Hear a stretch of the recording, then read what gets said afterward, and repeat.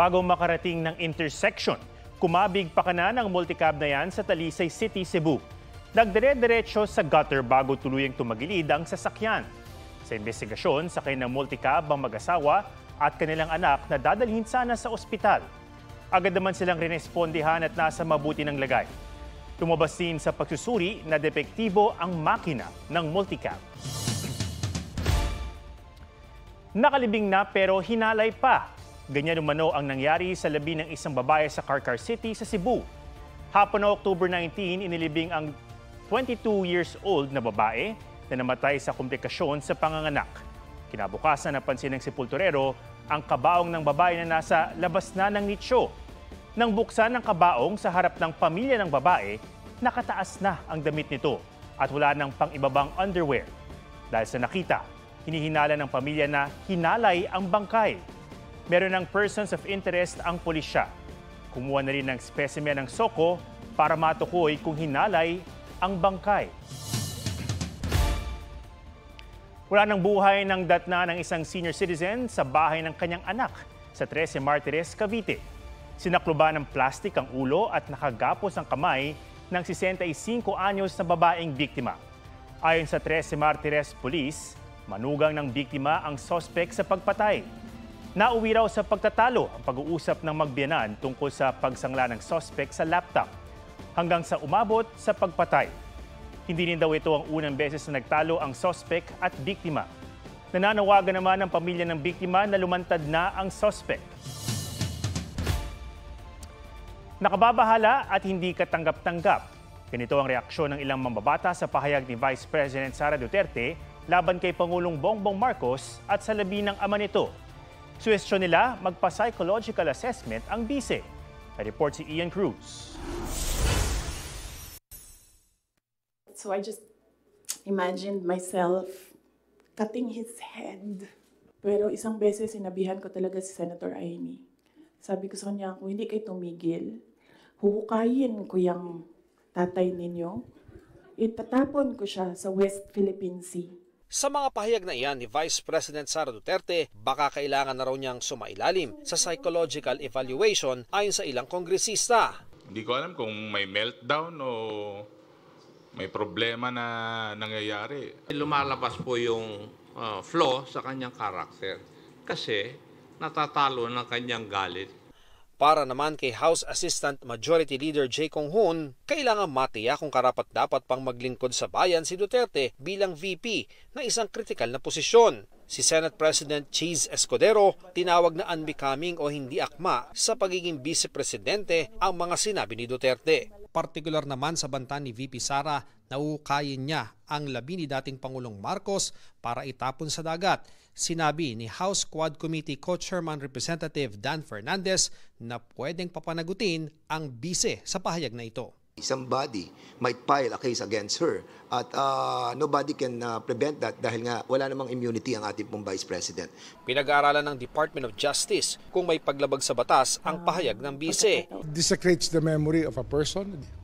And there are many other moral principles that are being violated. And we're looking at the legal aspects also. We're conducting a study. Ikinagulat naman ng anak ni Senator Amy Marcos na si Ilocos Norte Governor Matthew Manotoc ang mga pahayag ni Duterte. Naging isang tapat na kaibigan at suporte raw ng bise ang kanyang ina sa loob ng maraming taon.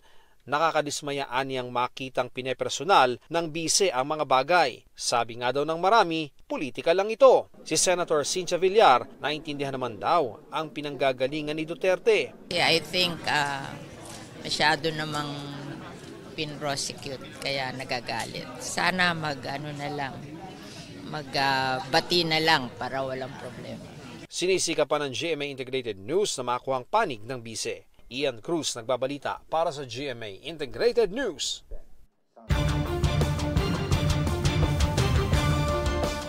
Binawian ng buhay ang isang bata sa San Fabian, Pangasinan matapos mahulog sa kalderong may kumukulong tubig. Ayon sa lola ng 2 taong gulang na bata, nagpakulo siya ng tubig para sa asawa niyang may sakit.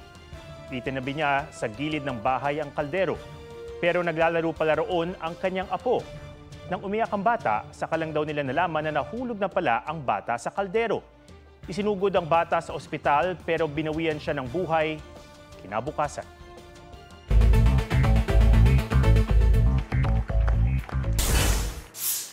Dating Pangulong Rodrigo Duterte, hindi dadalo sa pagdinig ng House Quad Committee bukas kaugnay sa giyera kontra droga. Sabi ng kanyang abogado sa sulat sa Quadcom, masama raw ang pakiramdam ng dating Pangulo at kailangan magpahinga. Gayunman, handa raw siyang dumalo sa pagdinig sa ibang araw pagkatapos ng undas. Sabi ni House Quadcom Chair Ace Barbers, natanggap na nila ang liham ng kampo ni Duterte. Samantala, iminumungkahi naman ni Barbers na magsagawa ng joint investigation ng Senado at Kamara kaugnay sa war on drugs at extrajudicial killings noong Administrasyong Duterte. Pero sabi ni Senate President Chis Escudero, wala sa rules ng Senado na pwede silang magsagawa ng joint investigation kasama ang Kamara. Persons of interest sa pagdukot umano sa American National na si Elliot Eastman sa Cebuco sa Buanga del Norte, iniimbestigahan ng mga pulis. Wala pa raw hinihinging ransom money ang mga salarin. Bago dinukot si Eastman, inilahad niya sa kanyang vlog na nakatanggap siya ng banta sa kanyang buhay. Nagsagawa na rin ng investigasyon ng FBI ng Amerika at binisita ang pamilya ni Eastman noong Sabado. Tina Panganiban Perez, nagbabalita para sa GMA Integrated News.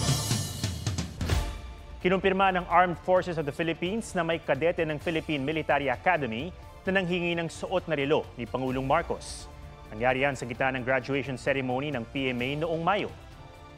Sa video, makikitang inilapit ng Pangulo ang kanyang ulo sa kadete na nanghingi ng relo. Hindi ibinigay ng Pangulo ang relo. Katabi ng Pangulo noon, si Vice President Sara Duterte. Nabanggit ni Duterte sa kanyang press con noong Biyernes na sa isang seremonya niya ng pagtantong toxic na ang kanilang relasyon ng Pangulo. May nanghingi raw ng relo noon sa Pangulo pero tinanggihan niya ito. Ayon sa tagapagsalita ng AFP, hindi karaniwan at hindi katanggap-tanggap ang ginawa ng kadete na naka-assign ngayon sa Philippine Air Force. Pinatawan na siya ng kaukulang parusa. Noong 2019 PMA graduation ceremonies, hiningi rin ng isang kadete ang relo ni dating Pangulong Duterte. Ibinigay naman noon ng dating Pangulo ang suot niyang relo.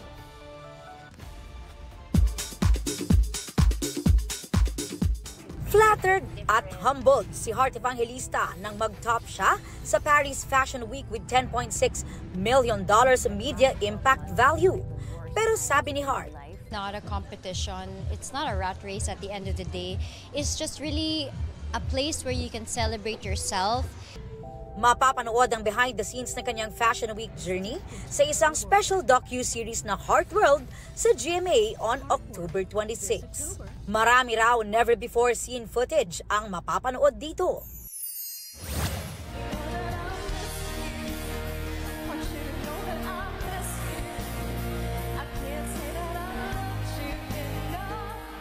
Ang team nina Vice Ganda, Karil at Ryan Bang ang nagbukas ng Magpasikat Week para sa 15th anniversary ng It's Showtime. Special guest sa kanilang pangmalakasang performance, ang two-time Olympic gold medalist na si Carlos Yulo. At ang Pinoy Pop Kings na SB19. Aubrey Carampel nagbabalita para sa GMA Integrated News. Umani ng mga parangalang GMA Network at ilang kapuso programs mula sa National Council for Children's Television o NCCT. Kinilala ang GMA bilang Child-Friendly Content Standards Compliant Broadcast Television Network dahil sa paglikha nito ng child-friendly programs. Nakatanggap din ng Special Citation Award ang Dapat Ganito Kapuso Advocacy Campaign ng GMA. Child-friendly television program naman ang iginawad sa I Believe at AHA. Habang ang youth miniseries na Okay Ako na produced ng GMA at NCCT ay binigyan ng Certificate of Recognition.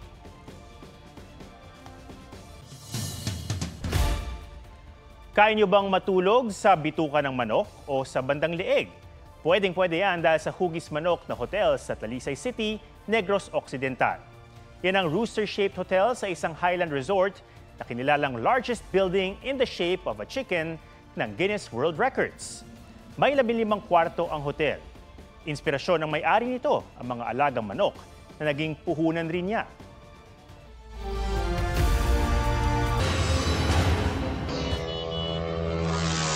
Lumiliko ang puting sasakyan na yan nang salpukin ng humaharurot na motorsiklo sa India. Nagliyabang motorsiklo sa lakas ng pagkakabangga. Sinaklolohan ang dalawang sakay nito pero binawian din sila ng buhay. Ayon sa mga ulat, nakikipagkarera ang motorsiklo sa isa pang motorsiklo.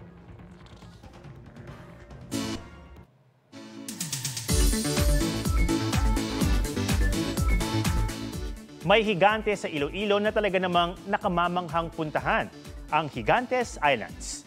Chita Arian sa report ni Oscar Oida.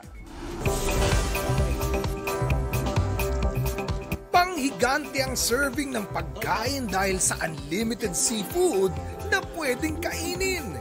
One to sawa rin ang pwedeng magawa. Gigantes Islands sa Carles, Iloilo. From its name, mula raw ito sa higanteng dating nanirahan dito. Pero alamat man yan, siguradong nakakahumaling naman ang angkin nitong ganda. Ang patunay dyan, isang nakatagong natural saltwater pool. Pero we are not gatekeeping this Tangke Lagoon na pwedeng mag-swimming, tanaw ang mga nakapalibot na. Siyempre, mga malatangking rock formations. Island hopping mula sa Kulupandan Islet, White Sand Beach ng Kabugay Gamay. At sa Bantige Sandbar.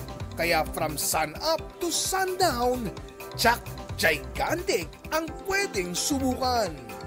Oscar Oida, nagbabalita para sa GMA Integrated News.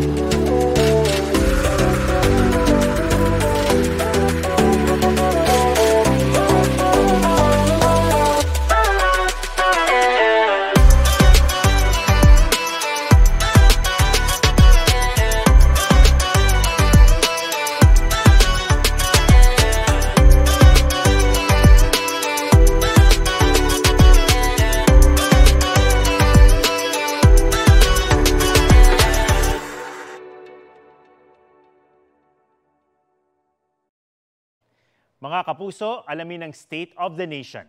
Mag-subscribe sa GMA Integrated News sa YouTube.